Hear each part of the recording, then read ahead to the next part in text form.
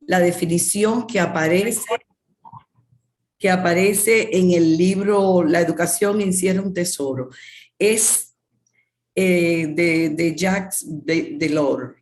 Es respeto de los derechos y las libertades de los demás.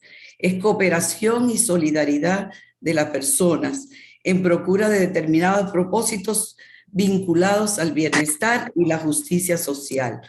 Promover y respetar toda forma de vida.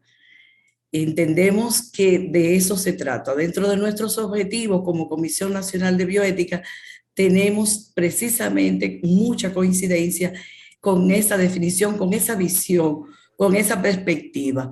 Hay algunos elementos que naturalmente van a ser dilucidados en este conversatorio, y es saber que cuando hablamos de cultura de paz, estamos hablando de algo que para algunos podría parecer una utopía, mas sin embargo es todo un proyecto, todo un proceso, todo un iniciar un camino que puede ser tortuoso en el sentido de que no va a ser fácil, pero sí nos unificamos todos y de alguna manera hacemos nuestros aportes entendiendo la cultura de la paz como algo así, como donde hay que tomar en cuenta los valores, las actitudes, los comportamientos, el crecimiento humano y cómo enfrentar las realidades que nos tocan día a día. Y si todos entendemos que es un compromiso de todos, que no es solamente a nivel de las autoridades, porque la cultura de la paz de alguna manera debe aparecer en todos los ambientes.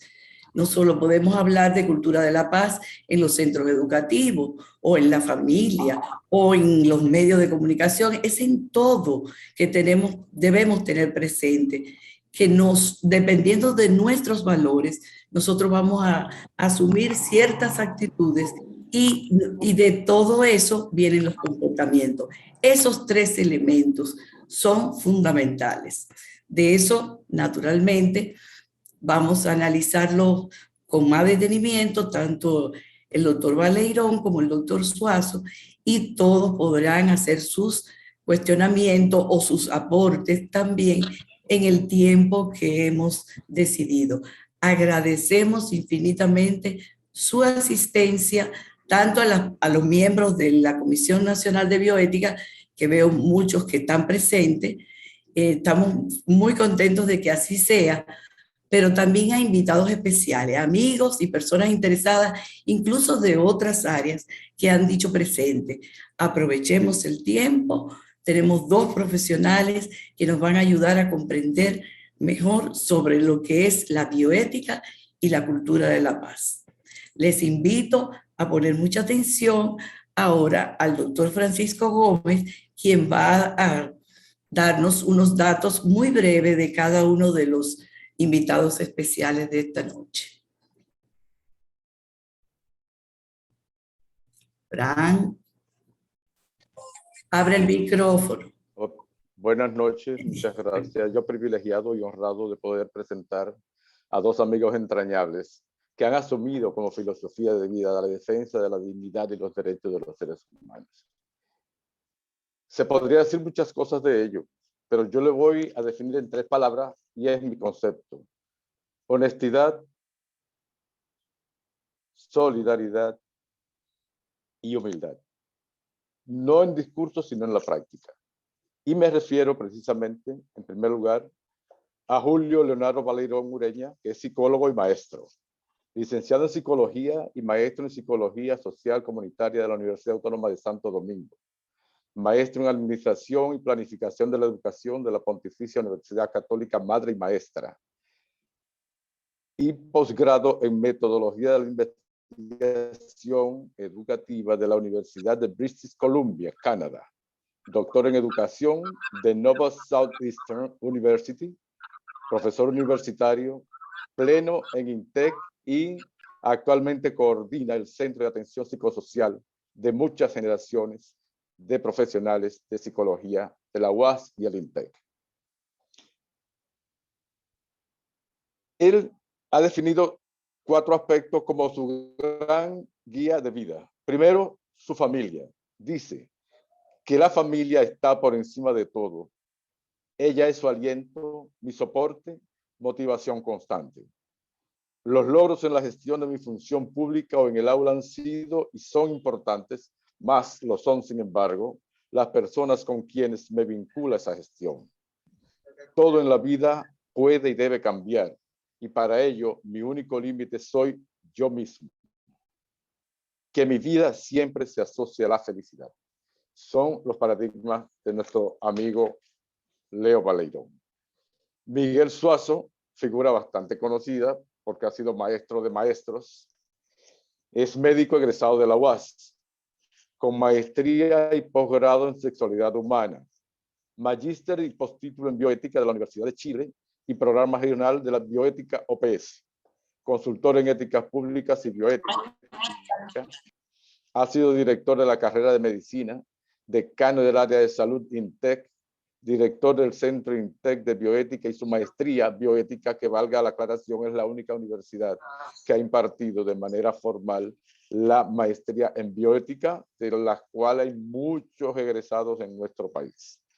Es miembro directivo de la Federación Latinoamericana de Instituciones de Bioéticas, FELAIBE, de la Red Bioética de la UNESCO y ex presidente de la Comisión Nacional de Bioética y asesor de la Comisión Nacional de Bioética. En la actualidad es consultor de bioética en INTEC y en el Hospital General de la Plaza de la Salud. Es además autor, coautor de varios libros y artículos sobre bioética y sobre todo es un gran ser humano. Buenas noches. Yo le paso la palabra a mi querida amiga Togarma, quien es bioeticista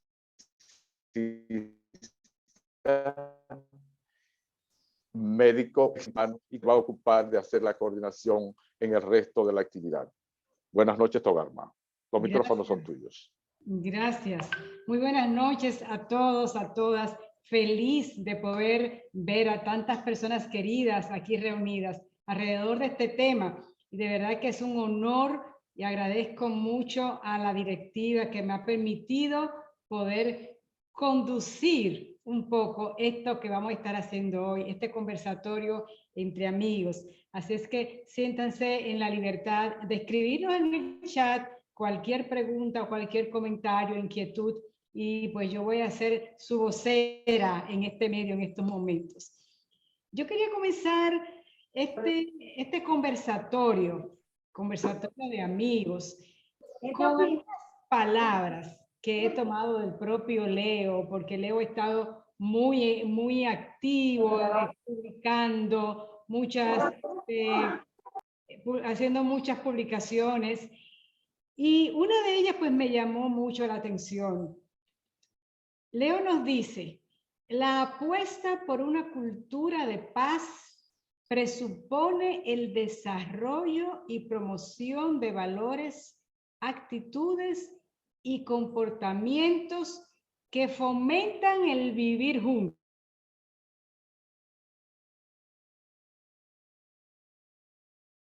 Perdón, Togarma, tu micrófono. ¿No estuvo encendido? No. Se cerró ahora. Al final la pregunta. Explícanos un poco de esto, Leo. Bueno, antes que nada agradecerle a todos ustedes, a todos los que están conectados, especialmente a los miembros de la Comisión Nacional de Bioética, la oportunidad de tener esta conversación con un amigo y hermano de la vida, de toda la vida, y que es algo que para mí es importantísimo. Mira, efectivamente, yo cuando me preguntan sobre el tema de, bueno, la ética, ¿qué? Yo, bueno, es la única posibilidad de uno poder vivir como sociedad juntos y que esa vivencia que uno pueda tener como sociedad esté centrada en el desarrollo de cada uno, tiene que ver con los valores, tiene que ver con las actitudes, tiene que ver con nuestro comportamiento. No hay forma de vivir una vida de bienestar, una vida positiva socialmente, si no es sobre la base de una relación mutua de respeto, sobre la base de una relación de cariño, sobre la base de una relación de todo el mundo dar hacia el desarrollo humano. Y de alguna manera, definitivamente, cuando uno se plantea estos temas, obligatoriamente como que enlaza tres conceptos que para mí son fundamentales. ¿Qué valores me guían en la vida? ¿Qué es lo que para mí es importante en la vida? ¿Qué es lo que me guía? ¿Qué es lo que me motiva? ¿Qué es lo que me da fuerza? ¿Qué es lo que me anima? ¿No? ¿Qué es lo que le da sentido a mi vida? Que son como esos elementos valorativos, esos valores que guían la vida. Pero los valores son capaces de producir y producen en los seres humanos actitudes. Actitudes que de alguna manera son actitudes expansivas, son actitudes de desarrollo personal y social. Y lógicamente esas actitudes se corresponden y se deben corresponder con comportamientos que de alguna manera sean congruentes, cónsonos con lo que son, digamos, esas actitudes, porque expresan esas actitudes, por supuesto, porque expresan esos valores. Y esa es la lógica que yo entiendo cuando hablamos del tema de que cuando hablamos de cultura de paz, estamos hablando en esos términos, de como toda cultura que tiene que ver con las creencias, con los sentimientos, con las producciones, con todo el pensar humano y sus productos. Desarrollar una cultura de paz, desarrollar una cultura que nos permita a todos vivir en armonía, que nos permita a todos ser capaces de tener todas las oportunidades que sean necesarias para que podamos crecer como seres humanos individuales y como seres humanos colectivos. Y ese es mi gran tema. Y por eso agradezco tanto que tengamos esta oportunidad, porque nos da al mismo tiempo la oportunidad de poder incidir en un mundo, en una realidad como la que estamos viviendo, que hay tantas situaciones que de alguna manera atentan contra la vida, atentan contra la vida misma y contra el ser humano y contra el entorno en que nosotros vivimos. Y eso es lo que a mí me apasiona, eso es lo que a mí me motiva. Por eso yo decía, caramba, qué interesante tener la oportunidad de conversar, qué interesante tener la oportunidad de compartir estas cosas que uno la tiene desde toda la vida, de que un adolescente comprometido de mil maneras, que siente por su país, que siente. Yo siempre digo que allá en educación, cuando me decían, bueno, Leo, ¿qué es una educación de calidad? Digo, ¿y una educación de calidad? Cuando todos los niños, sobre todo los más pobres, aprendan. Eso es una educación de calidad, porque ellos se merecen eso, porque ellos tienen ese derecho. Y eso es hablar de cultura de paz. Eso es hablar de una cultura que sea capaz de generar en nosotros, sacar de nosotros lo bueno que hay en el ser humano. Yo creo en eso. Yo creo que el ser humano es esencialmente bueno. Y la cultura, ese entorno, tiene que ser capaz de generar y de propiciar eso que tenemos nosotros en el corazón, eso que tenemos nosotros en nuestra alma, de ser personas buenas, de ser personas que de alguna manera nos comprometemos por el bienestar de los demás. Es un poco la idea, quizá de inicio, podemos seguir profundizando en ella, ¿no? Miguel. Bueno, agradecer la oportunidad de estar esta noche con todos ustedes tan queridos, la oportunidad de volver a escenario con Leo. Hemos estado toda la vida juntos en bastantes escenarios, sobre todo académicos y de otra índole también, y con una temática tan puntual como se ha señalado, tanto en la introducción que ha hecho Togarma, la misma Selma cuando hacía también la introducción, y lo que Leo ha planteado, nos da unos indicadores que son importantes como de tomar en cuenta. Hablar de cultura de paz se ha dicho que implica valores, principios, tradiciones, estilo de vida, respeto a la vida, es decir, ha involucrado elementos puramente axiológicos. Y cuando llegamos a esta discusión de cultura de paz, me surge una primera pregunta. ¿Por qué hay que hablar de cultura de paz? Y me respondo de inmediato. Cuando nos hacemos una pregunta es porque algo lo añoramos, o porque lo tuvimos y lo perdimos, o porque nunca lo hemos tenido, o porque hay algún elemento de que no esté presente y quisiéramos poder hacerlo presente.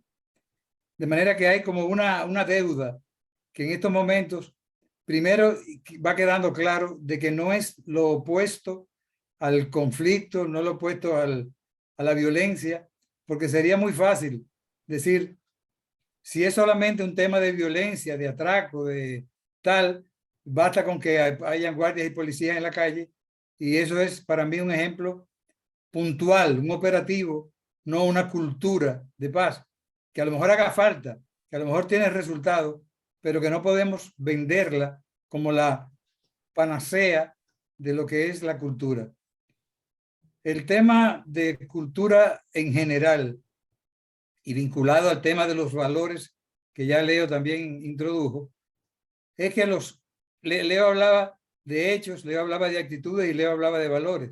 Es una relación que se da entre los tres pertenecientes al ciclo, a otras cosas, pero nosotros lo manejamos todos los bioticistas en el ciclo de la bioética para poder hablar de hechos, actitudes y valores. Pero más, para poder llegar al tema de la cultura hay que vincularlos. ¿Y de qué manera vamos a vincular el tema de la cultura? Cuando los hechos no basta con que sean buenos, no basta con que sean malos, sino que sean repetidos. Cuando se repiten los hechos, los buenos o los malos, pasan a ser un hábito. Y cuando los hábitos se repiten de manera continua, buenos o malos, se convierten en una cultura. Por eso estamos asustados cuando estamos diciendo vivimos en una sociedad donde hay una cultura que es de no paz, una cultura de violencia. Por tanto, no es un torniquete que hay que poner con operativos, sino que es lo que creo que Selma decía al principio, o Lourdes, para algunos es una utopía lo que estamos planteando de cultura de país. Yo creo que es verdad, es una utopía. Es difícil porque involucra a toda la ciudadanía, a todos los estratos, a todos los niveles.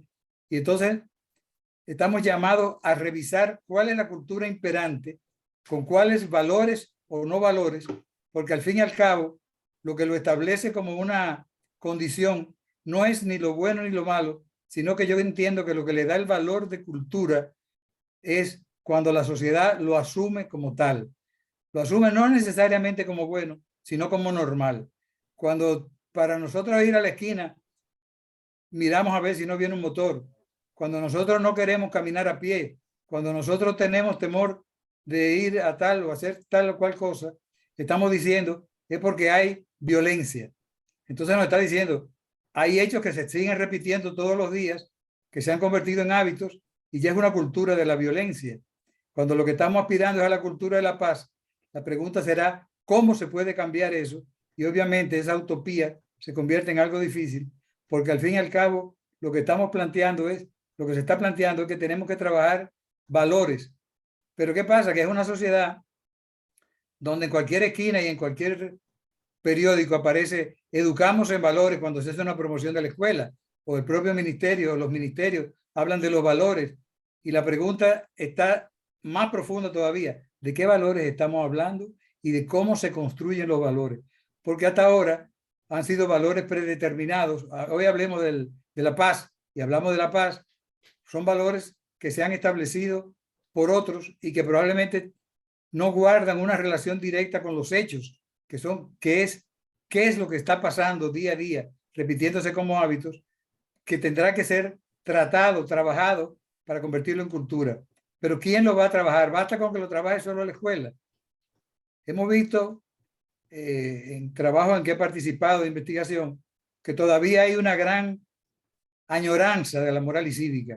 Es decir, la gente está buscando de dónde agarrarse.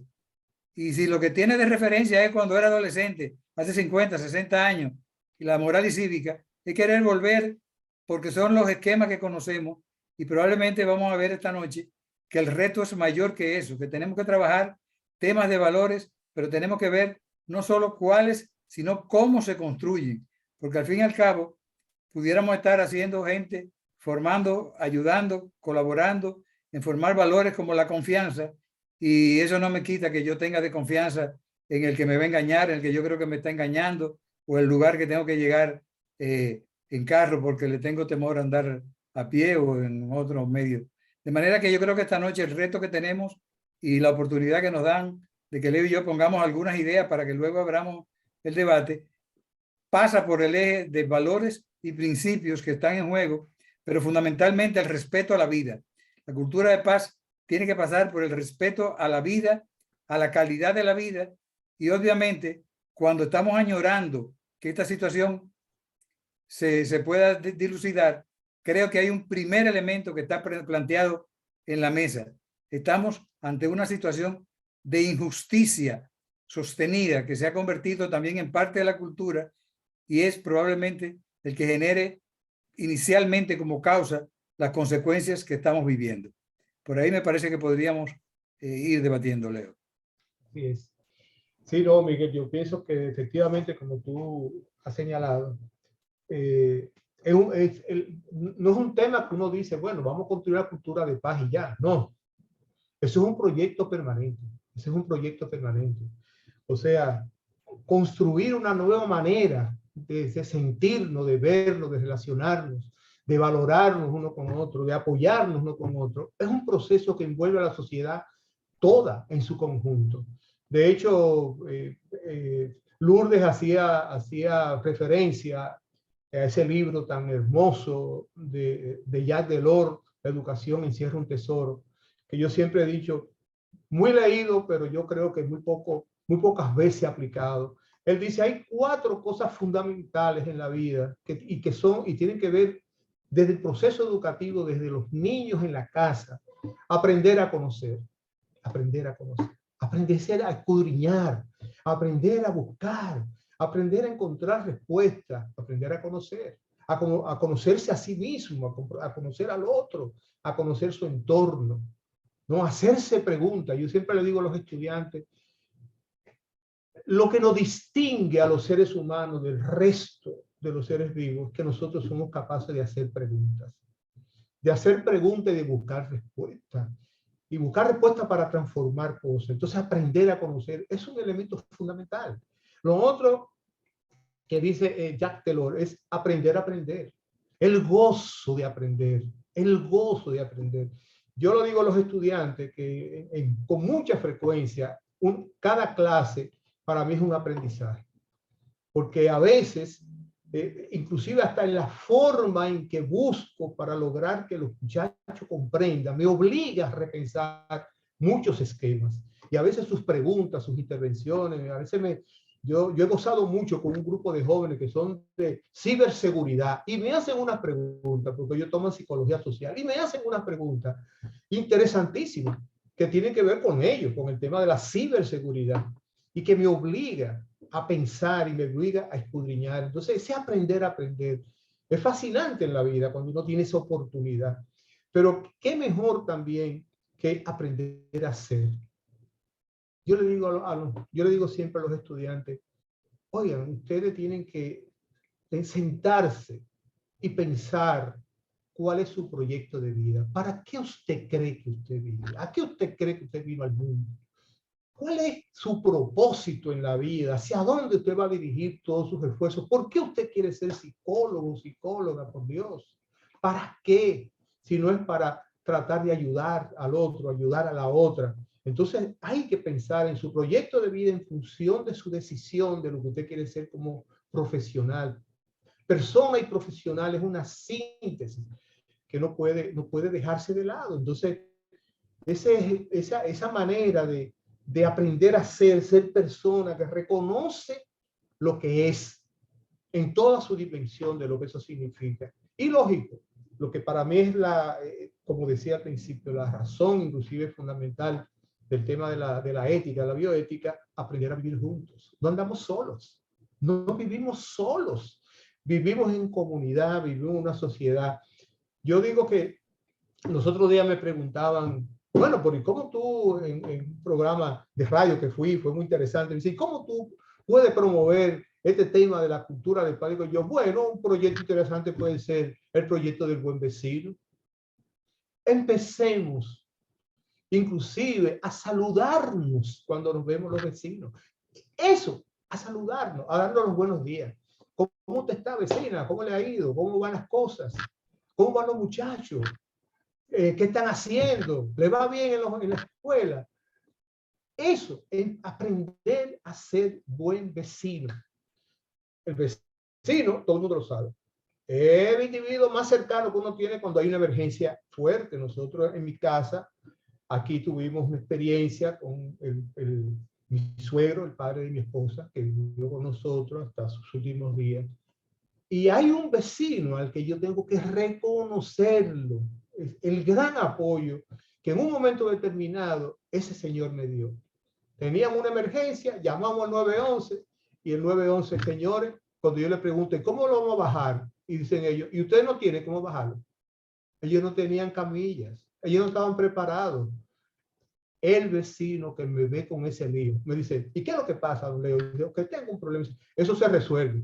Buscó 2 sillas plásticas, la puso juntas, lo sentamos y él nos ayudó a bajarlo hasta, nosotros vimos una 4ª planta. El buen vecino, el vecino que está ahí. Aprendamos a vivir con el buen vecino. Pero hay muchas otras maneras de uno poder trabajar el tema, ¿no?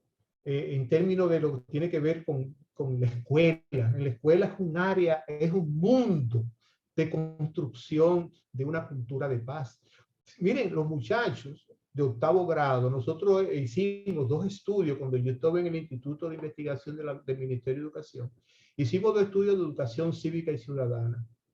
¿Ustedes saben cuál fue la institución que los jóvenes de 8º grado dijeron que ellos le tenían toda la esperanza en la escuela? Y yo decía, Dios mío, a pesar de todos los problemas que tiene la escuela pública todavía, a pesar de todo eso, que un joven de 8º grado me diga a mí, la institución en la que yo deposito mis esperanzas es la escuela. Para mí eso es mucho. Entonces, ¿qué yo hago en la escuela para ser capaz de generar sentido de vida en ese muchacho de 8º grado, en esa muchacha de 8º grado, ¿no? Pero igual también en el trabajo, que nos pasamos 8 horas ahí y a veces uno se olvida de que la función, de que las relaciones humanas que se establecen en el trabajo son fundamentales para el logro de los propósitos de esa institución. Entonces hay muchos ámbitos en los que empezar a comportarnos de manera distinta, al decir buenos días, al decir un hola, preocuparme por el otro, el apoyar al otro en su proceso, eso es fundamental. Y generar, que para mí es un elemento, yo le decía a Todarno ahorita cuando comenzábamos, yo le decía, mira, hay un tema difícil en la vida social, porque ¿cómo yo puedo vivir una vida social sin yo tener confianza en el otro? ¿Cómo yo puedo vivir sin tener confianza en el otro? ¿Cómo generar confianza? Confianza en el otro, en que yo pueda sencillamente confiar en la otra persona. ¿Cómo podemos construir esa confianza social, que es lo que nos va a permitir vivir en sentido general, digamos, con sosiego, con tranquilidad, con paz, ¿no? Y eso es un reto, ¿eh? Para mí es un reto enorme, donde se involucran todas las organizaciones, todas las instituciones de la vida desde que nacemos, desde la familia hasta los ámbitos del Estado que tienen la responsabilidad de generar políticas públicas justamente para beneficiar la vida de los seres humanos. Entonces hay muchos temas, muchos por donde nosotros podemos trabajar para ser capaces de construir esto que estamos hablando de una cultura de paz. Puesto un tema, un pie de amigo para el debate y para empezar a plantear distintas posiciones, porque la idea de que como utopía es difícil, lo vemos en los ejemplos que tú pones, que son muy buenos, muy válidos, pero dentro del contexto grande son aportes pequeños que tendríamos que hacer cada uno llegando a un consenso, y teníamos ya casi como que ir viendo que al final de este evento, de esta noche, tendríamos que hacer algunas propuestas. Ya tú estás poniendo algunas. Me hiciste pensar en Juan Camilo Salas, un bioticista colombiano, muy amigo de muchos de los que estamos presentes, porque ha sido docente en la maestría de bioética del INTEC y de las familias de muchos de nosotros. Y Juan Camilo siempre acuñó, le oí decir y repetir, que la ética no tendría sentido si el otro no existiera. Es decir, estamos hablando de una intersubjetividad y que los ejemplos que Leo va poniendo necesariamente, fíjense que cuentan con la idea del vecino, con la idea de la escuela, con la idea del barrio. Es decir, hay elementos que se han llamado de colectivización, antes se llamaban medios de socialización, que tienen que estar necesariamente presentes, pero tienen que estar claramente identificados en la línea en que vamos a establecer el tipo de relación. Por eso planteaba el tema de la cultura, porque si es crear una cultura, va a tener que ser de toda la sociedad. Pero la prueba que tenemos es que si se ha instalado una cultura negativa en casi todas las esferas de la sociedad, porque desde que nos levantamos estamos oyendo corrupción, presos, atracos, muertes, feminicidio.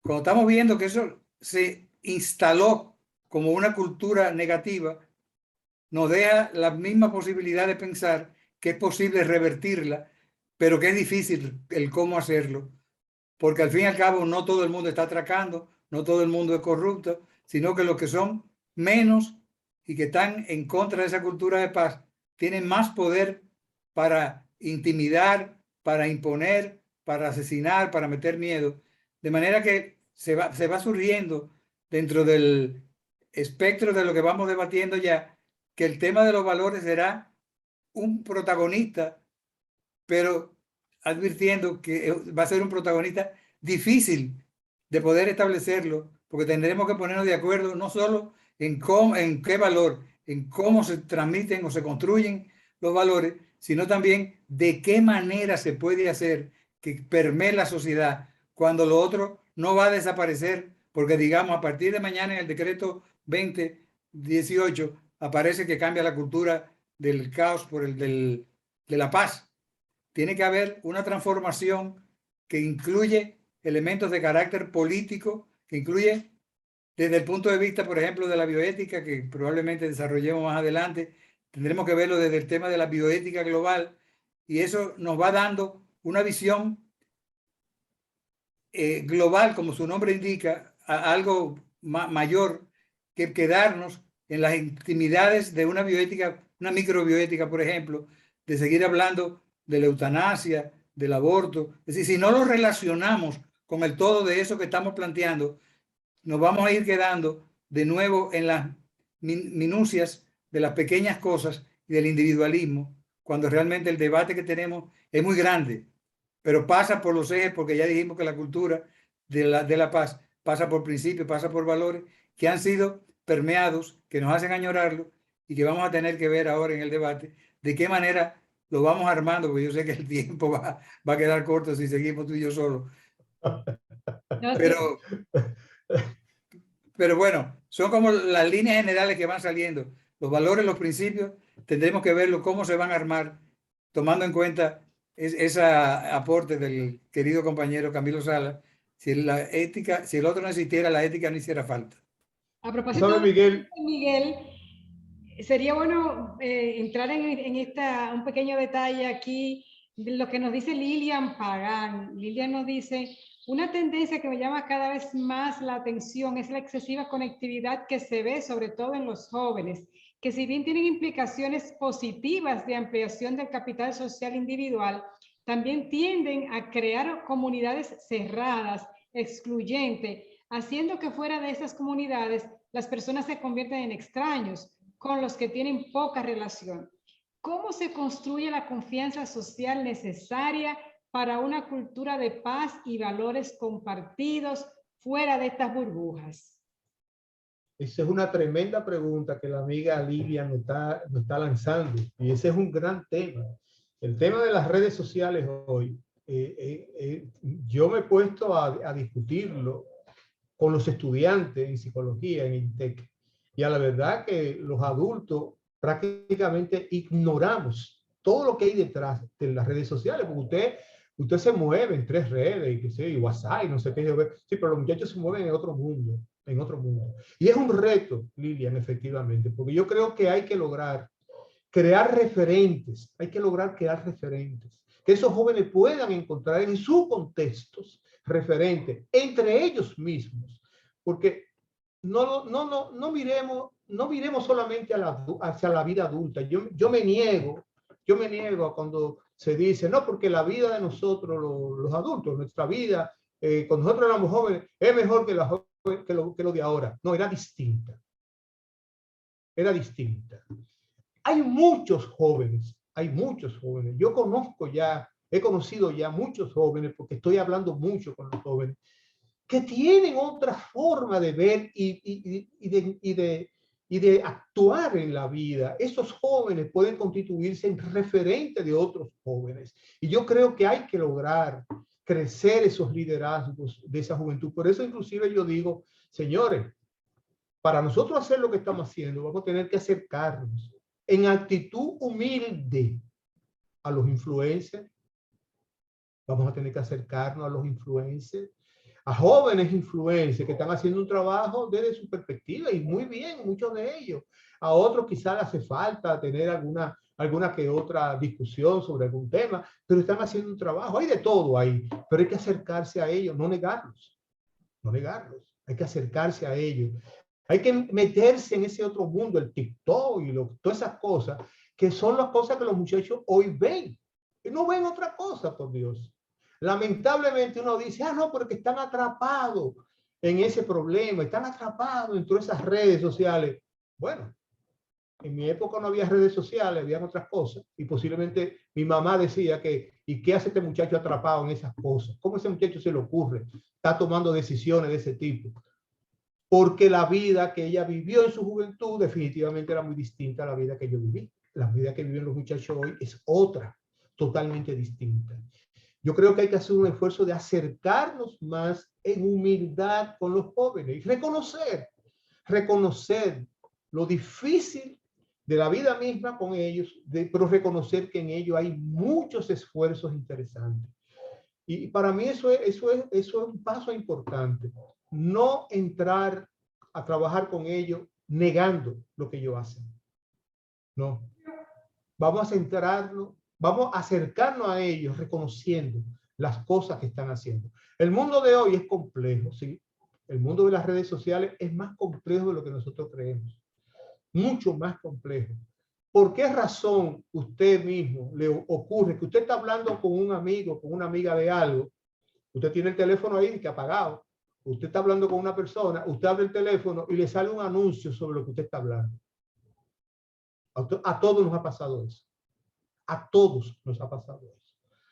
Una persona, un señor coronel de la policía, especialista en cuestiones de todas estas cosas de telefonía y todas esas cosas, y de seguridad y de ciberseguridad, cuando una vez yo dirigiendo pruebas nacionales, tuvimos que acudir a él. Él me dijo, si usted quiere que su teléfono, aun cuando esté apagado, no grabe lo que usted está hablando, tírelo al mar. Porque usted lo apaga, aunque esté apagado, el teléfono sigue grabando lo que usted está hablando. Lo sigue grabando. Señores, esas son las redes sociales. Ese es el mundo de aquel libro de Orson Welles, de 1984. Solo que en una dimensión que ni siquiera Orson Welles se imaginaba. Y eso es un tema. Ahora, yo creo que la realidad es que cuando uno se enfrenta a este mundo, entonces yo oí una definición de la ética esta mañana que me fascinó en una conferencia que dieron en la UNFU. Y es una definición de Amartya Sen, una definición del 2000, que ella dice, y me pareció genial, la ética es en cierta medida como el oxígeno. Solo nos damos cuenta de su importancia cuando nos hace falta. Hoy nos hace falta sentir esas cosas, vivir esas cosas, traer esas cosas. Pero yo creo que tenemos que acercarnos a los jóvenes, que los jóvenes lo puedan conocer, lo puedan vivir a su manera, no a la manera de nosotros. Ya la manera de nosotros fue. Ellos tienen otra manera de ver la vida. Yo me siento comprometido con eso. Por eso inclusive me estoy hasta comenzando a reunir con los comités de estudiantes de la carrera de INTEC para enamorarlo con este tema. Yo quiero oír lo que ellos piensan y que ellos me digan lo que ellos sienten sobre cosas como esta, sobre todo con el tema de cultura de paz, el tema de que tiene que ver con el respeto a la vida, con el respeto a los demás. Es un poco lo que pienso sobre lo que Lilian nos está planteando. Cultura de paz, bioética. Miguel, ¿cómo vamos a vincular estos dos temas? Fíjate, yo quiero volver, no le voy a dejar solamente a Leo, porque Lilian es mi amiga de los dos. Y creo que ha hecho una pregunta fundamental, interesantísima, y que lo que Leo plantea, lo cual comparto, no, lo voy a vincular con la bioética inmediatamente, pero lo quiero llevar de que no es un fenómeno exclusivo de los jóvenes. Hace 3 semanas tuvimos un Zoom donde yo participé con otros invitados también sobre toda la parte referente a esta temática de las redes sociales en el mundo de los médicos. Era con la Sociedad de Cirugía y Cirugía Bariátrica. Y la cantidad de cosas que yo aprendí de lo que está pasando en el mundo de los profesionales, lo que es un elemento, así como para los jóvenes, novedoso, bueno, también se convierte en un elemento de autopromoción, vimos inclusive rifas que hacen médicos de algunos procedimientos, promocionándose ellos mismos y rifando la gratuidad del evento clínico. O sea que estamos viendo que cada uno de los elementos que estamos abordando nos está dando el pro y el contra. Y entonces me traía a la memoria algo leído que ya habíamos discutido, Leo y un grupo, por ejemplo, el planteo de Alain Touraine, sociólogo francés, que Alain Touraine plantea que hemos pasado de una visión colectiva, esa que Leo decía, a lo mejor cuando éramos jóvenes, la mayoría de los que estamos aquí, que estábamos más en el mundo de la política, la colectivización, de la búsqueda del bien común, resulta que ahora, dice Touraine, que por cambios económicos y políticos del capitalismo, hemos pasado al individualismo.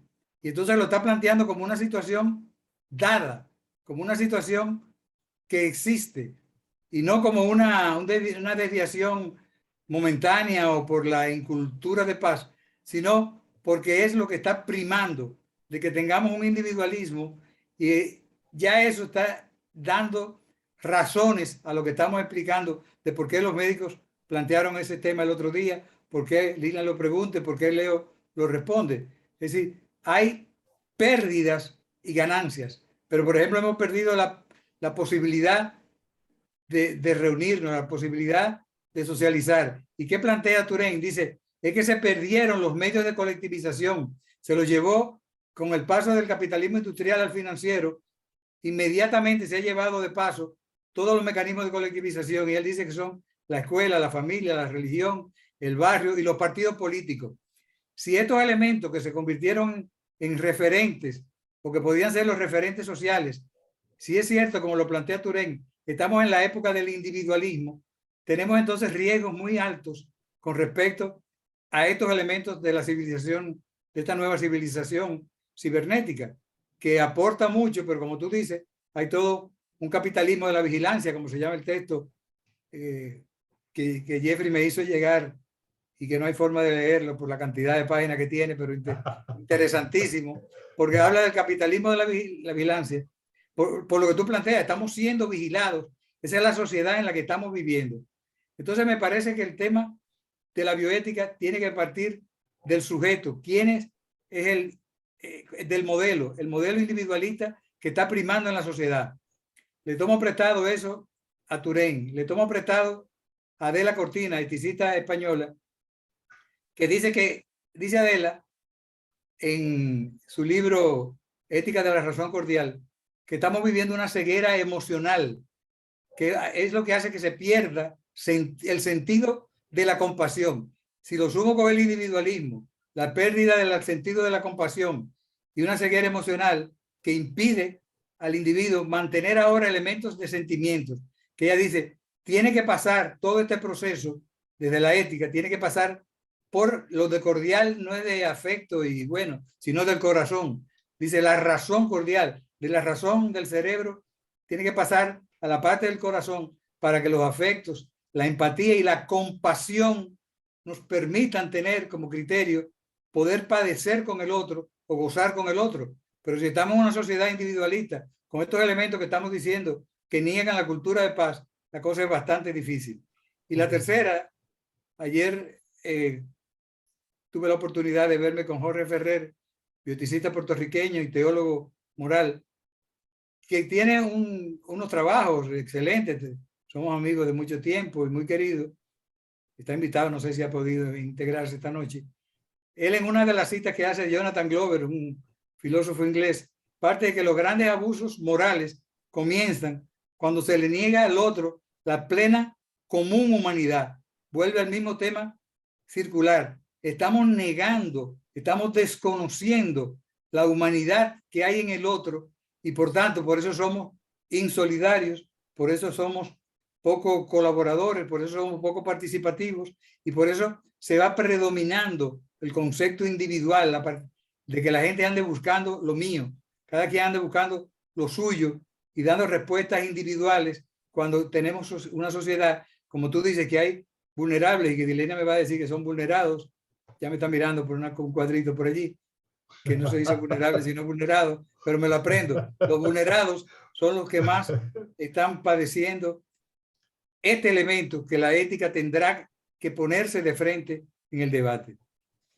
Miguel, y esa es la realidad, no es otra.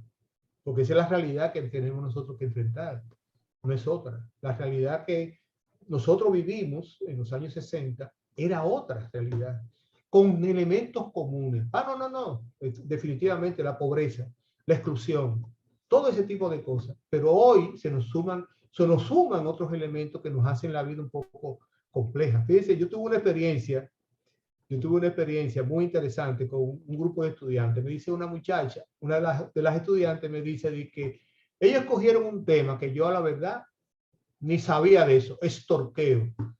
Y yo, ¿qué será el estorqueo? Bueno, me dice la estudiante, para explicarme qué es lo que es el estorqueo. Mire, profe, ya yo entré a su WhatsApp, yo sé con quién usted habla, yo sé lo que usted comparte, yo sé la foto que usted recibe, la foto que usted manda.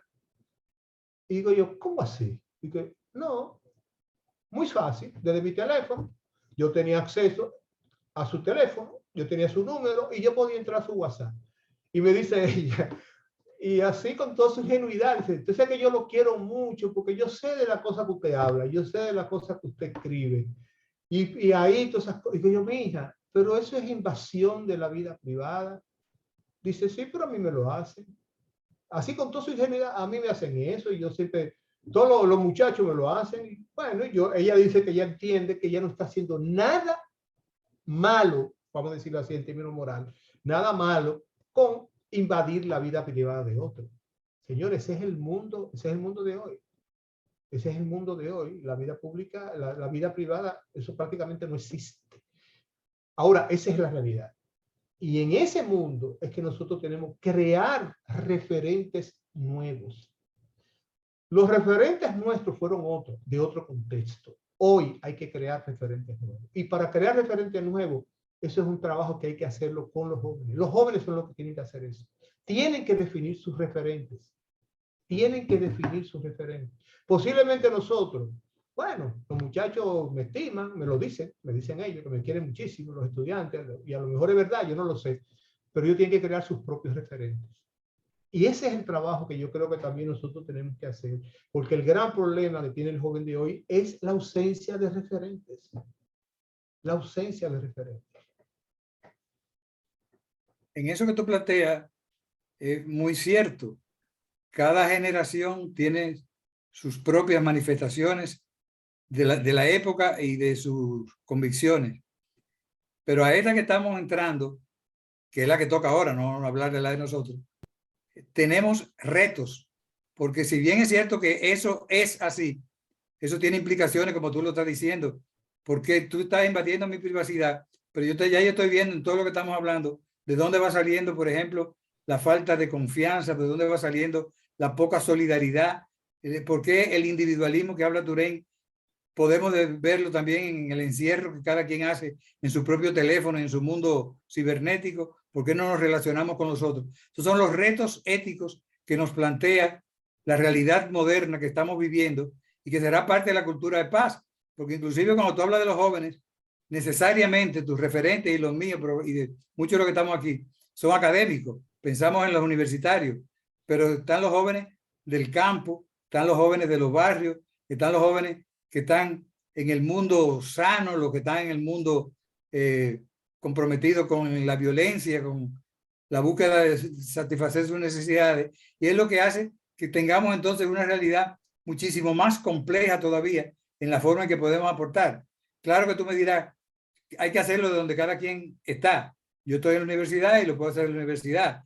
La Plaza de la Salud acabamos de tener como una institución, se está haciendo un trabajo sobre liderazgo con República Dominicana Te Transforma, y eso es otra iniciativa. Es decir, todas las iniciativas son bienvenidas, pero tendremos que ver, me imagino que será eso parte del final, que no sé qué tiempo nos queda, que cuando estemos proponiendo por dónde vamos a hacer, tendremos que ver cuáles serían esos elementos que puedan ser afines a distintos mundos de lo que hemos señalado. Hablando de esos mundos, Miguel, no quiero que se nos quede el mundo en que la mayoría de nosotros cohabita siempre, que es el mundo de la salud, de los servicios de salud. Cómo construir, vincular esta cultura de paz en este medio de los servicios de salud y sus actores sobre todo. Y luego pasar con Leo y conversar un poco acerca de estos profesores que forman, que creo que hablamos un poco esta tarde, Leo, de la situación de los profesores como el modelo para poder hacer ese cambio cultural. Entonces, primero con Miguel. El tema de la salud, como el de la educación o de cada una de las áreas que vayamos eligiendo, son complicados, pero el de la salud está probablemente visualizada la relación con la vida mucho más directamente, y probablemente la gente por eso pensó en un momento determinado que la bioética era una disciplina exclusiva de la medicina. Tuvo el mismo Potter que plantear una bioética global para decir que esto hay que relacionarlo. ¿Por qué? Porque cuando ahorita, por ejemplo, vi a Colomé, que es bioeticista y epidemiólogo, lo vi en la televisión explicando el dengue, quedaba muy claro. Digo, aquí debía decirlo en la reunión de esta noche. Está diciendo cómo las condiciones materiales de vida de la gente en los barrios, que ha sido lo de toda la vida, es capaz de producir que se críen los mosquitos, que se transmite el dengue, que se produzca la enfermedad, que se produzca la muerte. Y me retrotrajo a 50 años atrás cuando escribimos con Leo, Dilenia, Selma, todo ese grupo que estaba por esos años, un folletín que se llamaba Los pobres mueren primero. No es al azar que los pobres mueren primero, es porque hay una connotación de carácter político con la pobreza. Entonces nos es más fácil la bioética clínica, que hay que seguirla haciendo, que es la microbioética, que hay que seguirla haciendo y seguir hablando de eutanasia, y seguir hablando de principios, y seguir hablando de aborto, pero hay que darle una visión de la bioética global para poder relacionarlo, porque fíjense cómo el tema del aborto, por ejemplo, no ha sido tratado todavía, pero está metido entre los códigos, está metido en el Congreso, está metido todavía con el debate de Roe and Wade. Esos elementos que tienen connotación global, política, nos queda mucho más cómodo cuando lo hablamos en el mundo micro de la persona que tiene el caso determinado, y hay que tratarlo, y esa persona necesita el apoyo, y para eso hay comités de bioética clínica, pero la bioética global es la que encadena los sucesos con toda la macroeconomía, con la macropolítica, para poder ver de qué manera se relaciona, porque si no, no podemos pasar la vida entera dándole salidas individuales de uno en uno, cuando la realidad es compleja, es global y es de gran cantidad de hechos. De manera que por ahí yo creo que habría un reconocimiento a la bioética global y a la justicia social, que tiene que ser el eje sobre el cual se deslice el tema de la bioética global. Todo lo que estamos hablando, toda la no cultura de paz, decía al principio y lo retomo ahora, es el desenlace de situaciones de injusticias materiales que se van agravando, que van tomando camino, y que por eso podrá decir Turén, no es que llegamos ya a un individualismo, sálvese quien pueda, cada quien va a hacer lo suyo, y entonces el reto que tenemos es más difícil todavía y más utópico de poder interpretarlo e intervenirlo. Y es que definitivamente, Miguel, la gran limitación es que si nos quedamos con nuestros propios códigos para comprender lo que está pasando, no vamos a entender nada, porque es que las cosas que están pasando hoy día muchas de ellas son totalmente inusitadas, totalmente, están sucediendo cosas que nosotros yo creo que hace 2 años no nos imaginábamos, por Dios. No nos imaginábamos.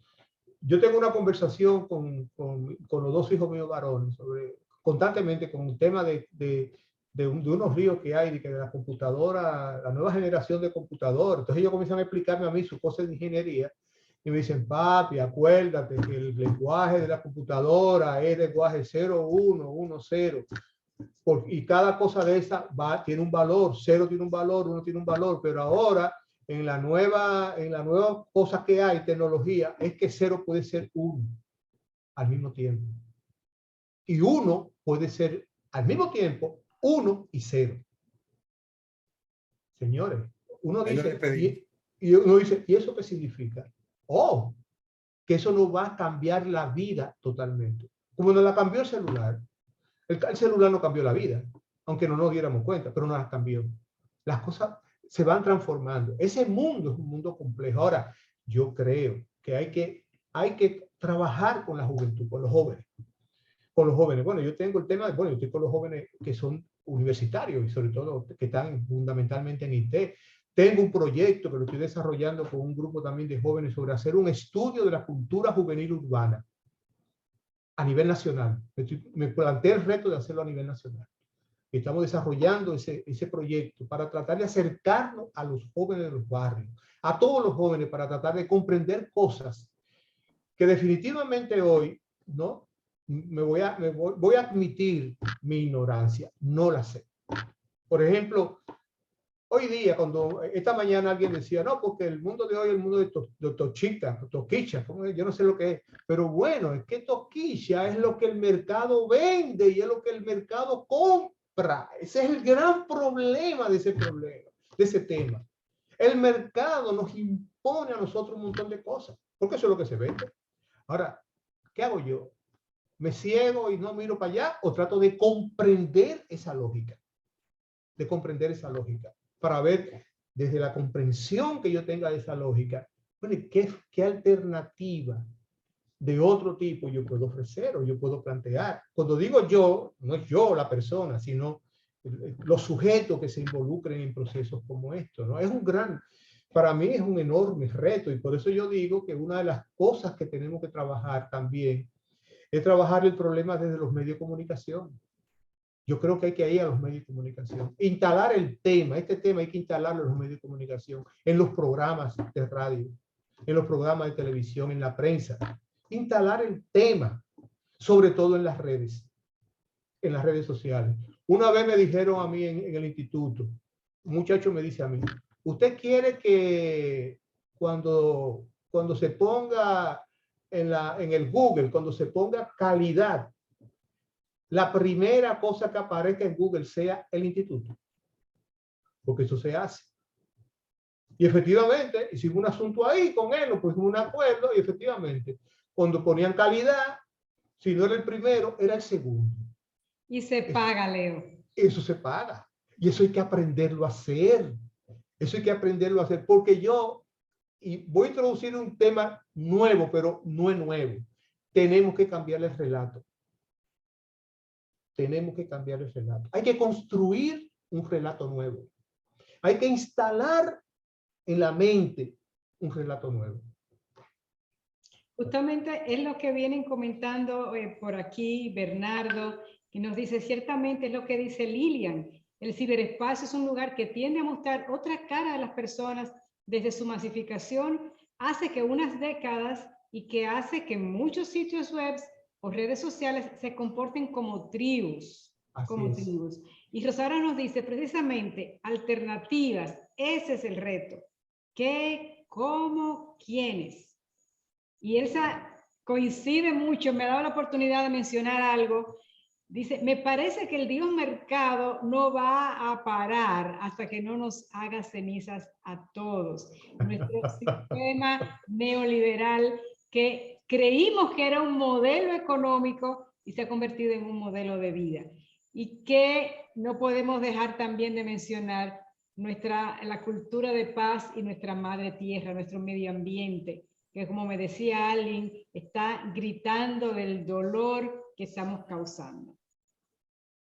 Mira, yo, Togarma, con ese tema, reconociendo la complejidad del tema, totalmente.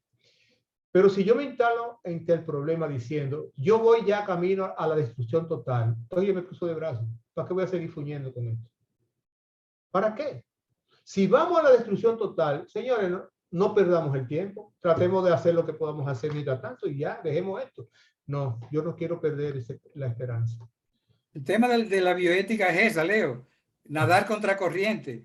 Nada. O sea, si coincidiera con las realidades, tampoco haría falta. Tiene que ser el referente y el dinamo que pueda ir motivando a que se pueda construir la esperanza. La esperanza no es un sueño en el que nos acostamos esperando que mañana amanezca el sol afuera, sino que hay que construirlo. La esperanza se construye y es en la práctica diaria de lo que queremos construir. Hay que hacerlo poco a poco, pero la esperanza es construida, es creada. Tú sabes que en una reacción a uno de los artículos me escribió una persona muy querida por mí, de un amigo de educación, y me dice él así como en ese dejo medio pesimista, me dijo, que tú, Leo, lo que pasa es que tú toda tu vida tú te has pasado soñando, tú eres un soñador. Entonces yo no le contesté, yo me quedé callado. Y él al otro día volvió a escribir para decirme, dije, diablo, pero si yo no soñara, ¿dónde estuviera? No podemos perder la esperanza. Y eso es lo que tú me estás planteando, eso es lo que tú nos estás planteando. Es que la ética, eso es lo que nos ofrece a nosotros. Es que nos dice la posibilidad de seguir, aunque no veamos claro. Porque si las cosas fueran claras, no fueran entonces como son. No, fueran de otra cosa. Es totalmente distinto. Entonces yo creo que el reto es enfrentar esa realidad con todo lo que esa realidad tiene. No hay otra. Cuando te hablamos de modelar y de centrar el tema dentro de los medios, más que centrar el tema en los medios, de hablar es hacer que esos medios que han estado ahí modelando mucho la violencia, logremos transformarlo en que sean ellos quienes modelen, como tú dices de los influencers. Así es. No, totalmente de acuerdo. Yo tuve la experiencia con un grupo de estudiantes. Ella fue un grupo de muchachas que hicieron un trabajo sobre el tema de violencia de género. Y entonces yo les decía, está muy chulo el trabajo. Yo lo que quiero saber es cómo ustedes me van a llevar eso a las redes sociales. ¿Cómo lo van a hacer para que eso se distribuya? Y al otro día me dijeron, profesor, tenemos la solución. Ya conversamos con una influencer. ¿Y quién es ese influencer? Me dieron un nombre que yo, la verdad, lo que hice fue reírme muchísimo. Muchísimo. Le dieron el tema a la muchacha la aceptó y lo subió ella, hablando sobre el tema que ella le pusieron, a ella hablando. En una hora tuvieron más de 1000 clics esa influencia. En una hora. Y ellos me enseñaron la medición. Mire, profe, en una hora. Ella empieza a las 10 de la noche. De 11 a 12 habían más de 1000 clics a lo que iba diciendo. De jóvenes, por supuesto. Entonces yo digo, diablo, a la verdad que estos muchachos tienen algo y hay que acercarse a ellos. Tenemos que acercarnos a ellos, enamorarnos de ellos, atraerlos hacia estas cosas. Que yo creo que ellos tienen la posibilidad tienen muchas posibilidades que nosotros no tenemos. Yo la verdad que ahí reconozco que tengo limitaciones cuando se trata del manejo de todas estas cosas. Y voy a hacer esfuerzo, porque ya me lo han pedido. Los mismos estudiantes me han dicho, profe, hágase unos TikTok sobre estas cosas. Y ya lo voy a hacer. Ya dije que sí, que lo voy a hacer. Así que me voy a meter en ese lío. Me voy a quizá quitar un chinacana, pero bueno, para tratar de acercarme más a los muchachos.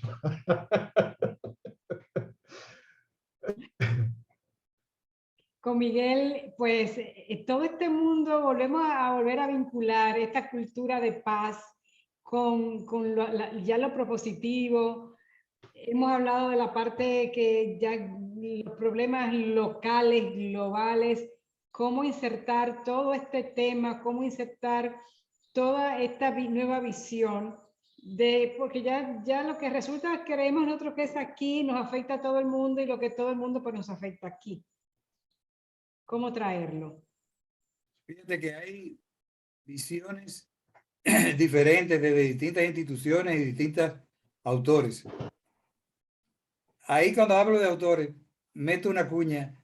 Ayer el amigo Pablo Mella me regaló un libro del queridísimo amigo, ido también, ido ya, Jorge Cela. Y lo empecé a repasar, a verlo por arriba. Y Jorge ponía en una frase que él vio en Santiago, puesto en un lugar que decía, me duele la cultura. Y entonces, bueno, me regalaron el libro ayer, leí esa página. Me duele la cultura porque creo que es el tema central de esta noche. Nos duele la cultura, nos duele la cultura de paz, pero lo que nos está doliendo es la ausencia de la cultura de paz. Es decir, ha sido vulnerada, ha sido violentada.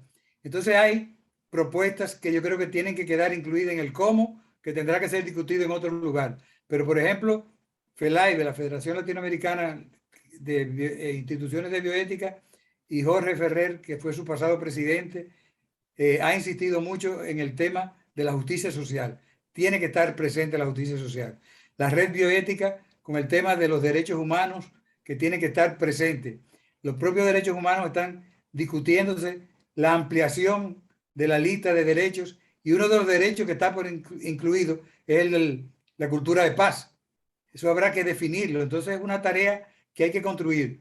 A mí me queda de idea, no sé el cómo todavía, cómo hacerlo, pero que tendremos que trabajar y va aplicable en todo lo que Leo ha dicho y hace, es cómo construir mínimos morales compartidos, que podamos hacer lo que Adrián habría llamado los mínimos decentes, pero los mínimos morales compartidos, para que en cada uno de esos escenarios se pueda trabajar con todo lo que quieran, pero sin dejar esos mínimos compartidos, que pudieran ser lo que pudieran dar pie para que se integren todos estos sectores que estamos hablando, los jóvenes, los académicos, los de los barrios, los de los medios de colectivización que dice Turén que se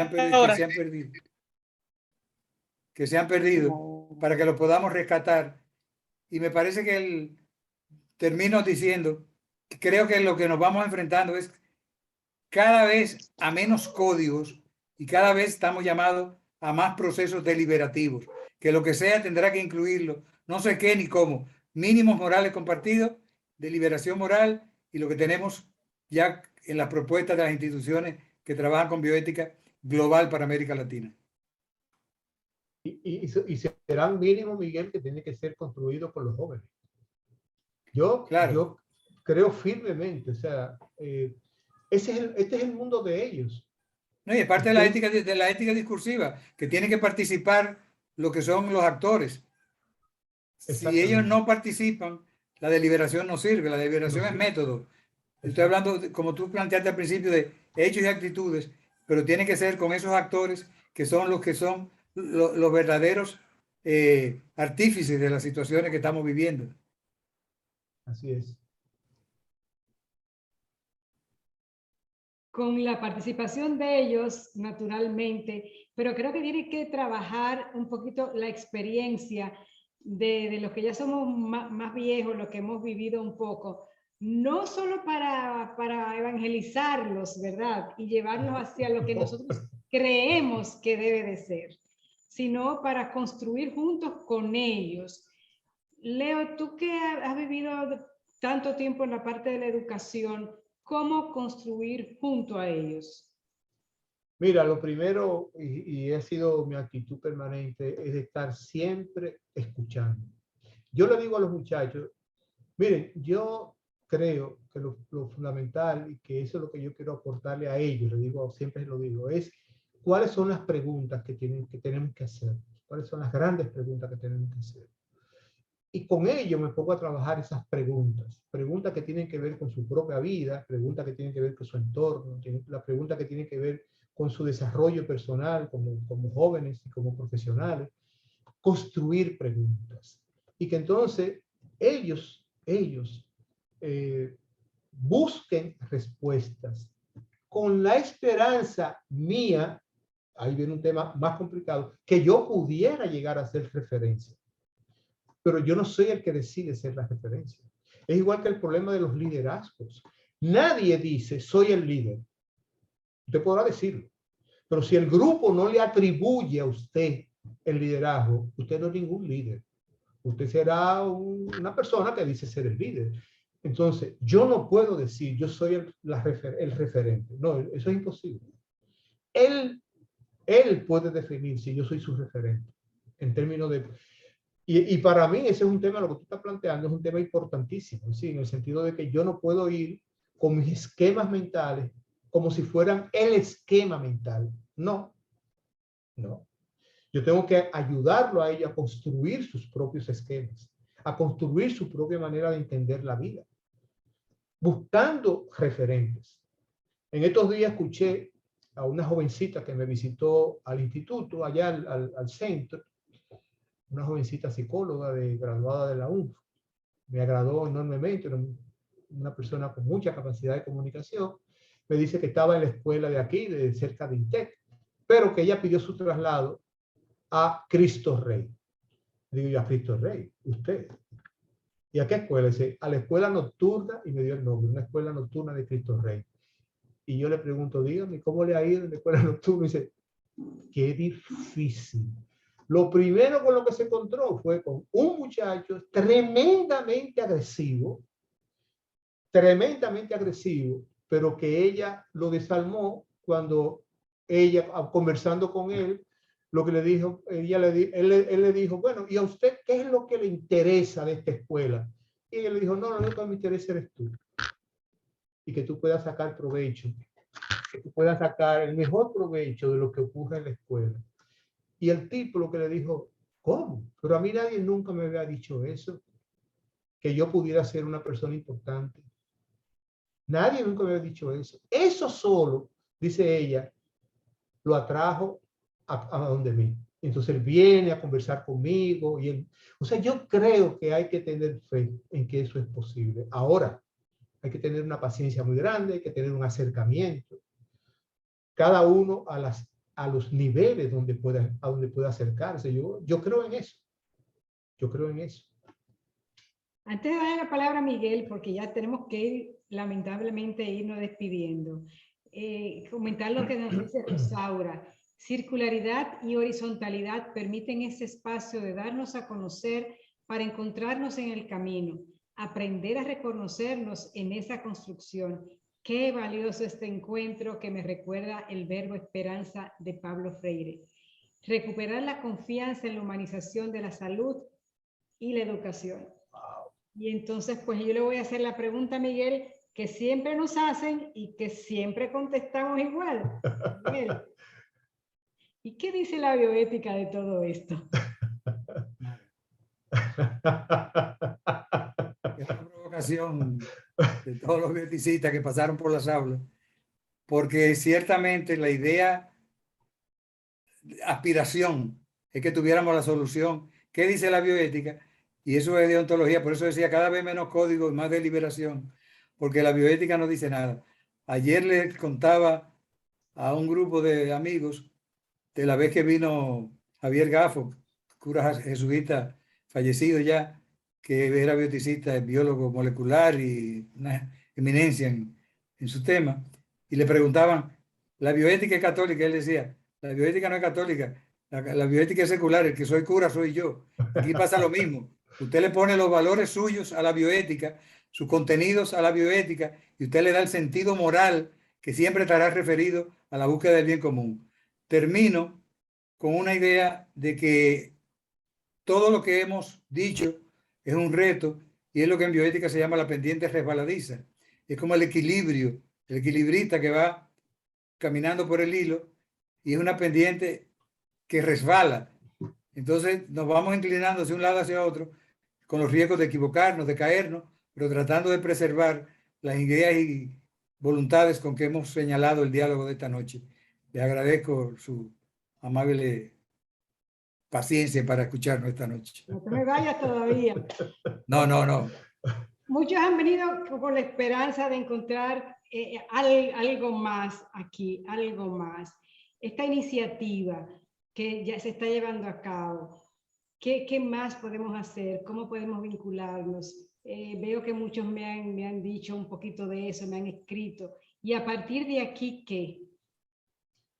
Bueno, yo creo que quizá puede ser interesante, a lo mejor hay que seguir profundizando en algunos aspectos, pero yo creo que en un próximo encuentro que la Comisión Nacional de Bioética pueda sugerir, plantear, quizás hacer la pregunta, ¿y entonces qué?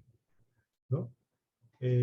Yo creo que yo he estado trabajando, como ustedes saben, trabajando un poco en algunas ideas sobre, bueno, y todas estas ideas, cómo hacerlo en la escuela, cómo hacerlo en el vecindario, cómo hacerlo en el trabajo, cómo hacerlo en las iglesias, cómo hacerlo en los medios de comunicación, cómo hacerlo en las redes. Yo estoy trabajando en eso, desarrollando ideas, compartiendo esas ideas con mucha gente para que me digan qué piensan, sobre todo con jóvenes. La semana que viene tengo un encuentro con jóvenes, justamente para hablar sobre esas cosas, es decir, que ellos me digan a mí, mira, eso se puede hacer de esta manera. Usted puede hacer TikTok, podemos hacer TikTok, de hecho vamos a hacer unos TikTok y donde van a participar ellos, promoviendo estas ideas. O sea, yo creo que hay que trabajar en muchos ámbitos, hay muchos ámbitos.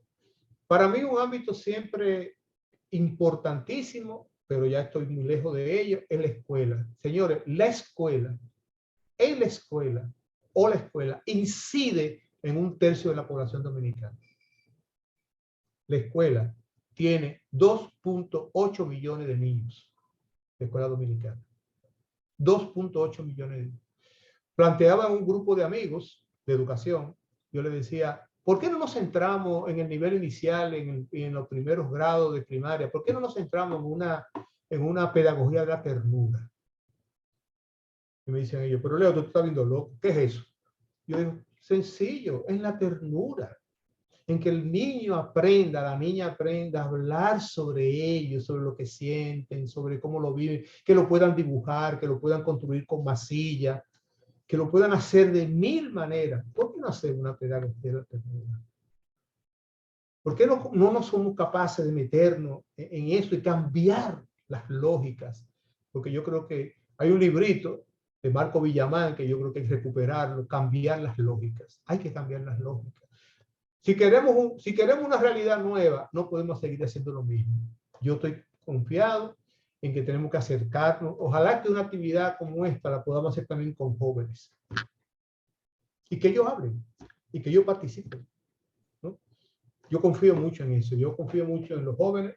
Y confío en los jóvenes porque fui joven hace muchos años, y encontré adultos que confiaron en mí y me dieron la posibilidad de ser un joven distinto.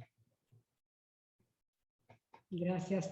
No puedo dejar de mencionar el comentario de Catalino, que ha hecho un gran esfuerzo para estar hoy con nosotros por algunos problemitas de salud, esperamos que se recupere pronto, y nos dice que lo más importante es trabajar desde la familia, trabajar desde su entorno inmediato, también que centrar nuestras vibras en la parte del ser auténtico, es decir, la parte ontológica. Y nos dice las gracias por la oportunidad de convivir junto a todos ustedes, a todos nosotros. Y sí, trabajar del ontológico desde el ser y para el ser. Ya entonces ahora sí vamos a tener que lamentablemente ir cerrando. 3 minutos para poder completar y cerrar estas ideas. Miguel, Julio. Bueno, repetir un poco la misma idea que decía. Yo creo que tenemos la obligación de acercarnos más a los jóvenes, escuchar a los jóvenes, permitir que los jóvenes digan su palabra, darle la oportunidad de que digan su palabra y creer en ellos, creer en ellos. Muchos de nosotros estamos aquí porque tuvimos jóvenes que creyeron en nosotros. Nosotros recordando este grupo de amigos y decíamos, ¿ustedes recuerdan Alfredo Morales? Ese hermano de La Salle. ¿Qué paciencia tuvo ese señor con nosotros? Creyó en nosotros. Nos dio oportunidades. Yo por mi parte decía, Julio Silla, un salesiano, en el oratorio Don Bosco, me permitió inclusive ser dirigente del grupo. Yo siendo un muchachito de 11 años, dirigente del grupo Domingo Sabio, que era el grupo más importante, pero confió, me dio la oportunidad. Entonces yo digo,